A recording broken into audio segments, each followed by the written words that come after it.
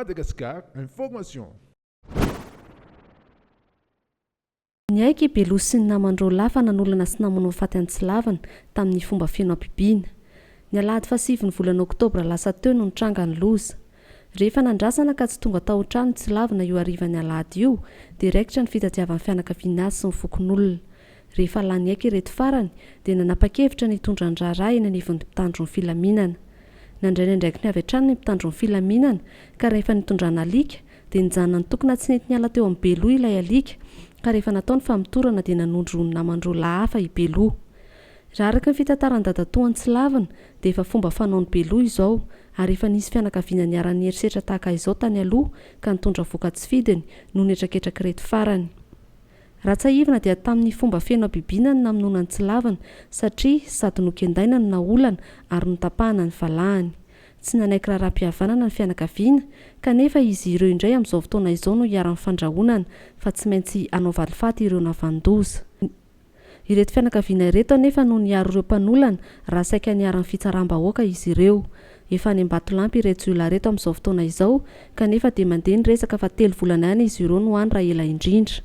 Tsy vaosampany no nitranganatrangana fanoloanana tahaka izao tany Andramasina fa efa fomba fanao, ka tokony tsy andriandry manandrara ny tompona andraikitra ny toerana fa hanandray ny andraiky ny avy hatrany raha mikasika izao raharaha izao.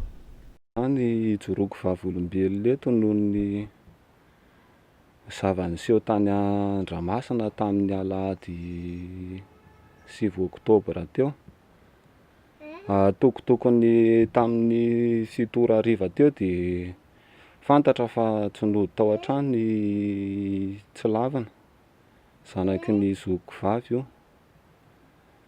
Dia rehefa fantatra fa tsy hita izy dia nokarohana niaraka tamin'ny fokon'olona.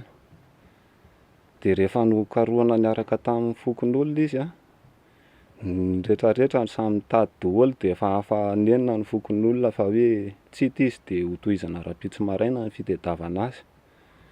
Fotoana fohy tao aorianan'izay nefa nisy olona anankiray tonga niteny tamin'ny zokinay lahy hoe andao jerentsika ary fa ohatran'ny tsy matimatiko lolo fa tany Tsilavana no hitako nandehandeha ny ariva teo.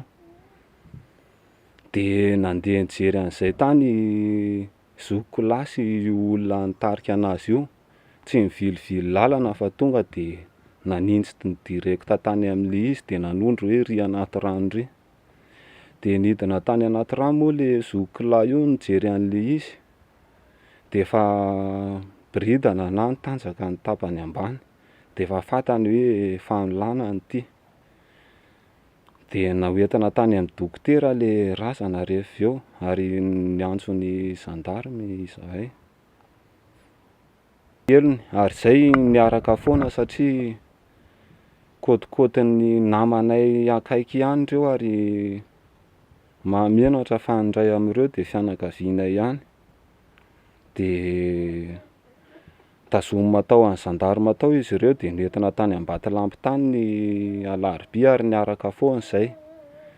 Dia mifampitantara sy ny mifampifoana sy ny mifamela-heloka teo izay ary tantarainy tamin'ny atsipiriany mihitsy no fomba nitaritany anazy sy ny fomba namonoany anazy. Hatramin'ny fanagen-dàna fantatra daholo hoe ianona no nanan-kenda dia ianona no nanolana ny valahany. Dia mazava tsara tsisy efa mifona ary moa izy mifona taminay dia izay moa niaro anazy teo anatrehan'ny fahatezeran'ny fokon'olona sy ny vahoaka satria ilay toe-javatra ohatran'io dia mateti-pitranga ny aminay. Ary noho ny fahatahorana sy ny fandrahonana sahalan'ny mahazo anay izao dia matahotra ny olona ny hitory amin'ilay izy dia lasa hafa-maina foana ny mpanao ratsy. Amin'izao fotoana izao nefa manenjika anay ireo fianakaviana sasany amin'ireo ary izay mieritreritra hoe mety misy famporisihana avy amin'ireo ihany angamba no antony nahatonga ny hoe mety zavatra efa nomaniny efa ela ilay izy. Satria efa nisy trangan-javatra anankiray nataony ireo olona ireo tamin'ny fianakavianay hafa ihany io. De am'izao fotoana zao moa teraka tsy fidiny io ankizy kely vao efatra amby folo taona io, efa nataony taloha zany io. De tamin'ny fotoana nitrangaha an'izay zavatra zay, ny ray aman-drenindreo sy ny rahalahin'ireo ankizy ireo nanakorotana be tao an-tanàna tao moa.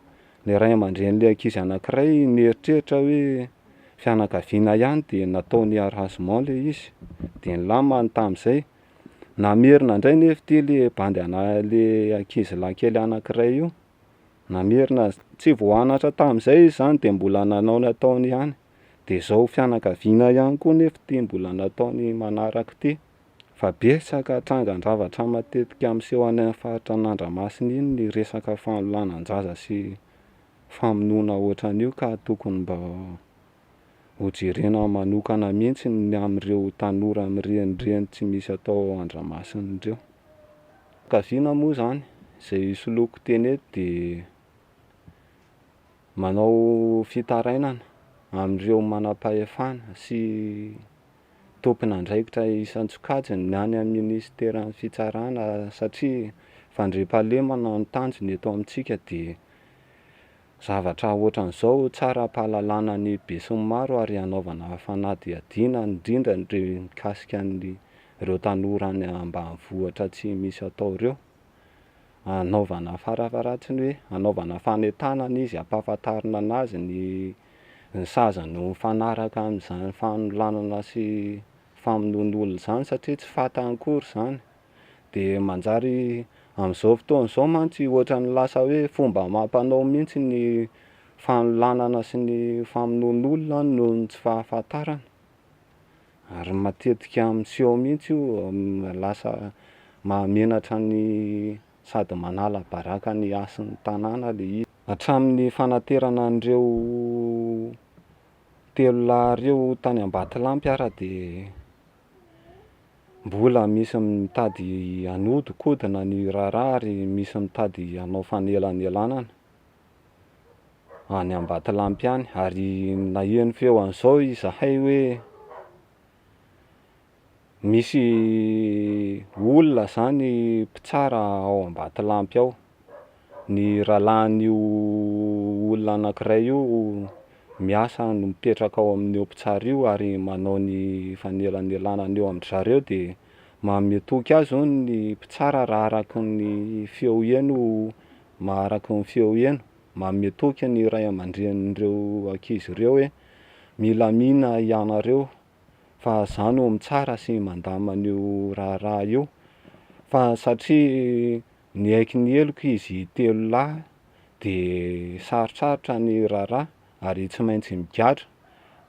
Mety gadra telo volana izy hozy izy. Ny telo volana ihany ianareo ray aman-dreny no misahirana manatra ny sakafon'ireo sy ny haninan'ireo, fa rehefa ao aorianan'ny telo volana de efa afaka mikarama sy mitady vola ary manampy anareo reo. Zay hono no tenin'io mpitsara io mantsy an-dry zareo reo. De zay angamba mbola antony izirizirin'ireo ray aman-dren'ireo hatramin'izao na de fantatra ary ny zava-misy, tsy mbola nisy tonga namangy sy nampionona ary tonga nifona tao aminay ireo olona ireo, na de fantatra ary ny zava-misy. Fantany tsara ny zavatra nataon'ny zanany, teo amasony mihitsy ny tantarain'ny zanany azy.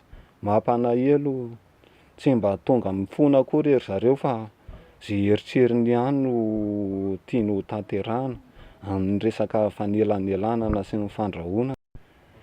Eo anatrehan'izany zava-misy zany indrindra no hanentananay ary hanaovanay fitarainana aminareo mpitsara ambony mahefa mba handinika manokana ity tsangan-javatra ity, satria mampalahelo raha ny tsangan-javatra mahatsiravina ohatran'izao no mbola tadiavin'ny sasany ho hanaovana fanelanelanana ihany. Kaviana moa zany dia maneho fiserana, maneho fisaorana ho an'ny fokon'olona an'Andramasina izay nanampy betsaka tamin'ny fikarakarana ny razana na hatramin'ny fitadiavana anazy ary zany. Indrindra ny avy ao amin'ny fiangonana adventista sy ny gendarmeria pirenena izay niantoka tanteraka ny fanadihadiana sy ny fikarohana ireo olon-dratsy ireo. Dia isaorana be dia be ny zandarimariam-pirenena satria nanao ny asany ankizy-po izy, andro aman'alina izy ny asany sasatra no nanao an'izao nateo anatrehan'izao raharaha zao. Dia Madagascar Information.